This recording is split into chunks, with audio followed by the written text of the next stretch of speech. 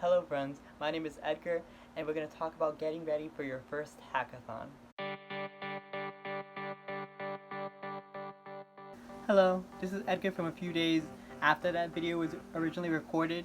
I'm in a rush right now because I have to go swimming soon, but I wanted to add that below I am adding a link to the GitHub repository where the hackathon project, the bartering app, is being hosted on. If you want to work on it, contribute in any way, feel free to. This app and this cause means a lot to me, so it would mean more to me if you guys could have helped me. But yeah, thank you. I don't know where I'm gonna put this in the video, so I'll just like sandwich it in somewhere. But yeah, thank you again.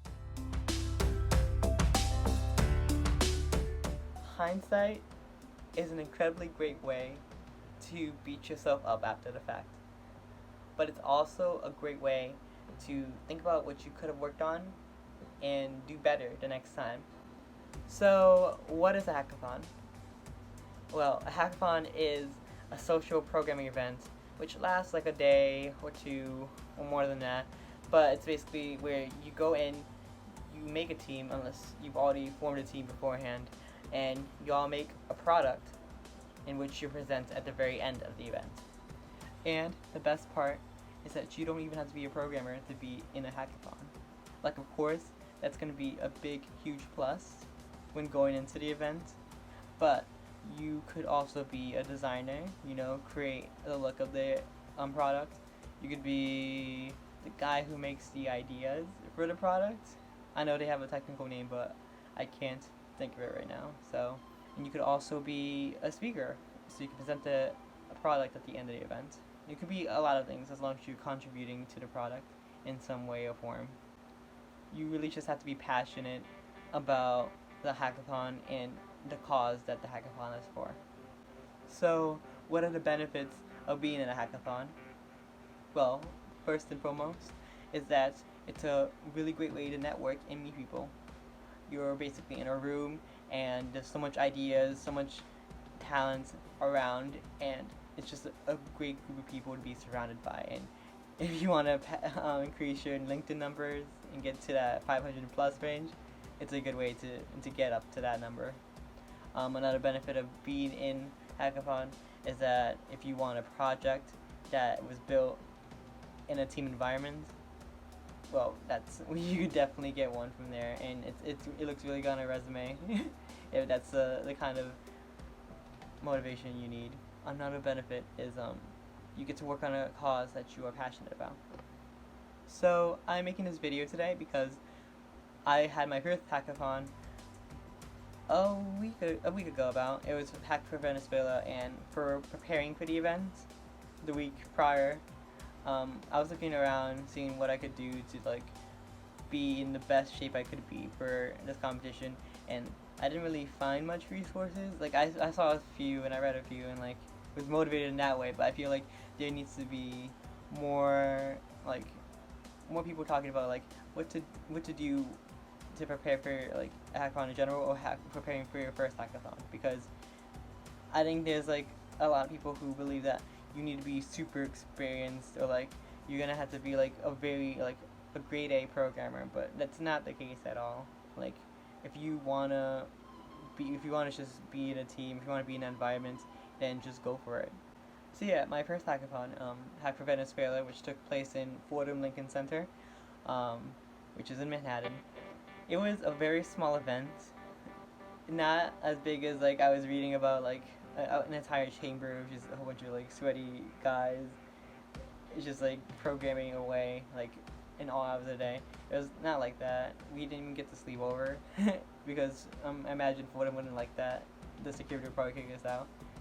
But yeah, it was small, but it was a really good entry, dipping my toes into the world of hackathons, because I did sign up for 4 other hackathons this summer, so I have a long summer ahead of me. But I didn't know what to expect from this first event. I just did my research, looked at the site.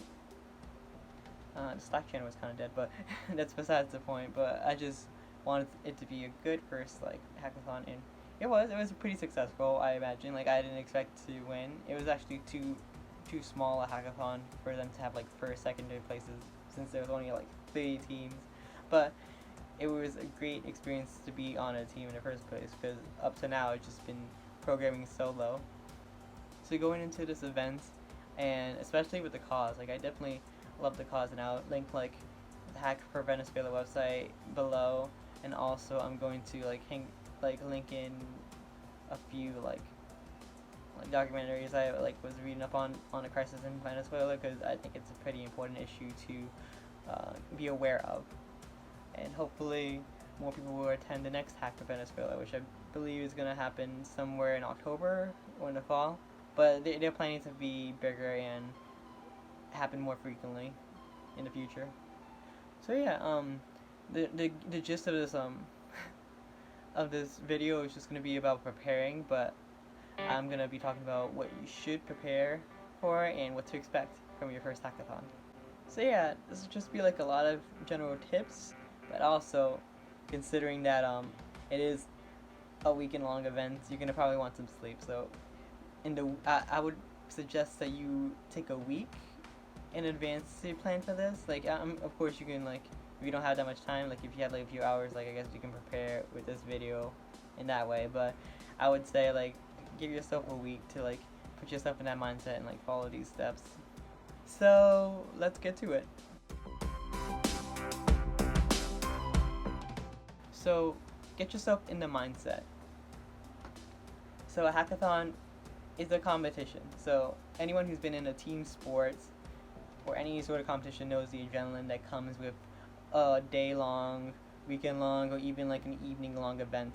And you need to get into that mindset, because you're gonna be it's supposed to be a very intensive like weekend endeavor. Like I didn't have to sleep over at the event for my hackathon, but I was awake working and like studying away, and so you should be on that mindset that yeah, this is a competition. I should probably prepare for it in some way and like to contribute to my team.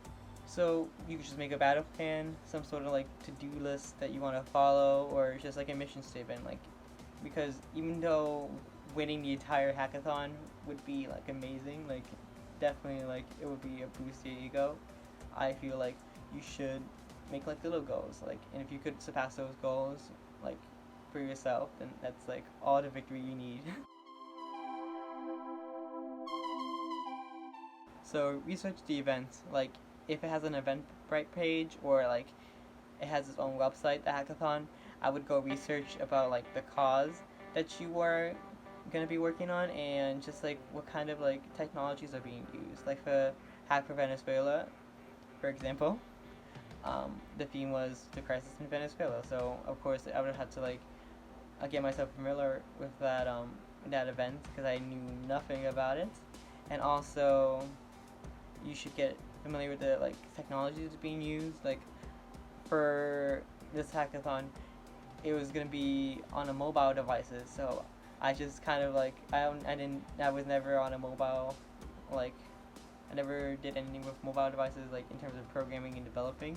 So I just taught myself a little bit of React Native, because I knew they had like support for Android and iOS. So I was thinking, yeah, I know React, so this should be easy. But upon going into the actual events, I didn't take into account that Venezuela's like their smartphones wouldn't be able to support React Native, and they'd be able to just support like older Android like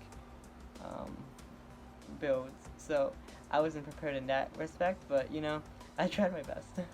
If there are any other like technologies that you are interested in trying, or like you see in the event that will be worked on, like I don't know if they're gonna use Angular, if they're gonna use like just Python, if they're gonna use data science, like I would also get familiar with that, because you don't wanna be, like, of course in 1 week you can't be like a master in whatever you're gonna like self-teach yourself, but to have that understanding, that baseline understanding, I feel like that's important for you to better communicate with the rest of your team, like what's going on, and like just knowing what they're doing and how your contributions fit for in the grand scheme of things. And sometimes they have like technologies that you are just like totally not familiar with, and you probably won't be able to have time to like get familiar with. Like I knew there was another hackathon I was like looking at. It was for it was like a math hackathon for Math in Manhattan, which is like the math museum, and they were using some sort of like I can't even describe it to you, but they were using like a sort of technology with like the lights in their wall, so like something state of the art, and like I would not be able to study that, but being aware at least of the technology would like at least let me prepare myself mentally for what I'm about to be like jumping into. Prepare to be social, because it's a team event, so you're gonna be finding a team. You're gonna want to introduce yourself, like be friendly, you know. Like everyone's there to be like supportive, have a good time, and just like code or create something if they do not code.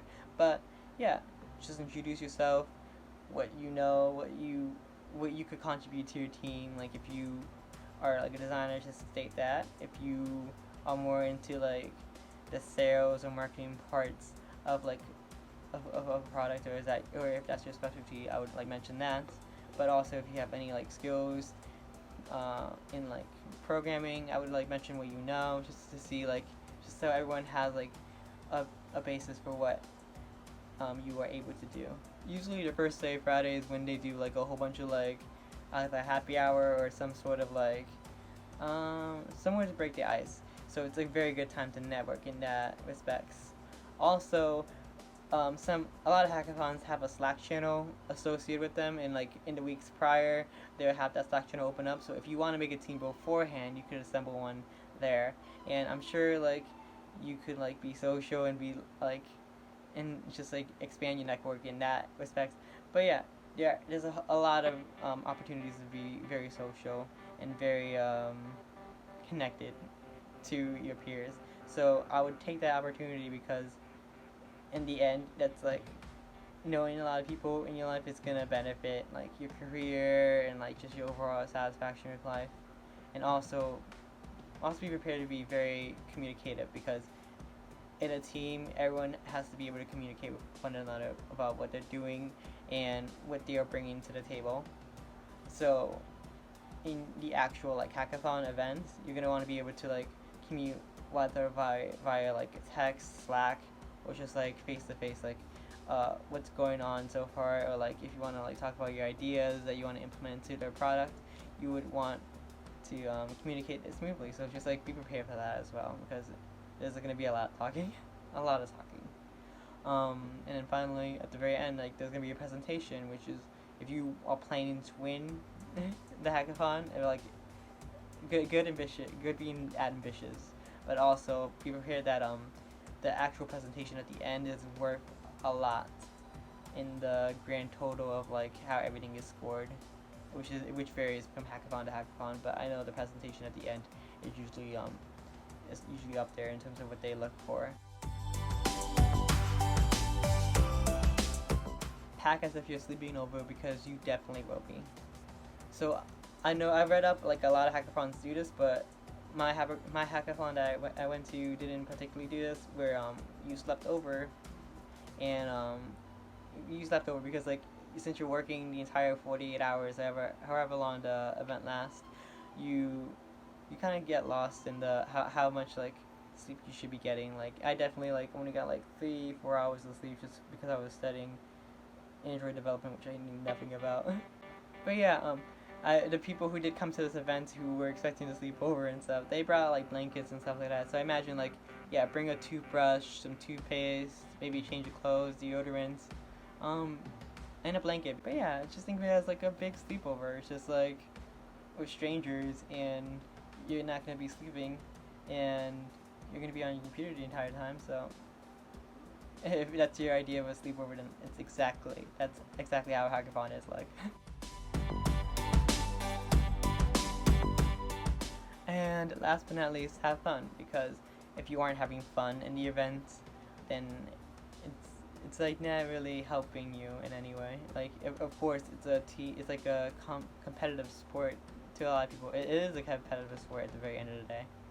I'll be not as physically intensive, I guess. Like you're not doing jumping jacks or running or throwing a ball around, but it's still it's still very competitive and it's very sport-like in that nature. And the best part of like competitive sports like that is like it's all about the fun you have with the people you meet and how how much you improve by yourself, like without your team. Like if you can take away some sort of improvement, that's like all the winning you need to do. Like if you knew you tried the best in that weekend, in that event, then that's all that matters. So try your best and have fun. So yeah, that's all the tips I have for you right now. I try to keep it very general because I know not everyone's a developer going to a hackathon, and I wanted to be inclusive to other people who would want to be able to attend one. So yeah, um, I certainly learned a lot from my first hackathon, and I have another one coming up in a week. Like it's gonna be in Brooklyn, and it has something to do with blockchain, and I don't know much about it, but they did give me homework, so I'm gonna have to be working on that a lot this week. So yeah, that's all I wanted to say. If you gotten anything from this video, whether you were a developer or not, that's awesome. And if you like this video, feel free to like, comment, and subscribe, and make sure to click the bell button below to get notifications for future videos I post. Below I also share links to my LinkedIn, Instagram, other social media sites, and feel free to follow me down there too. Hope you enjoyed. Bye.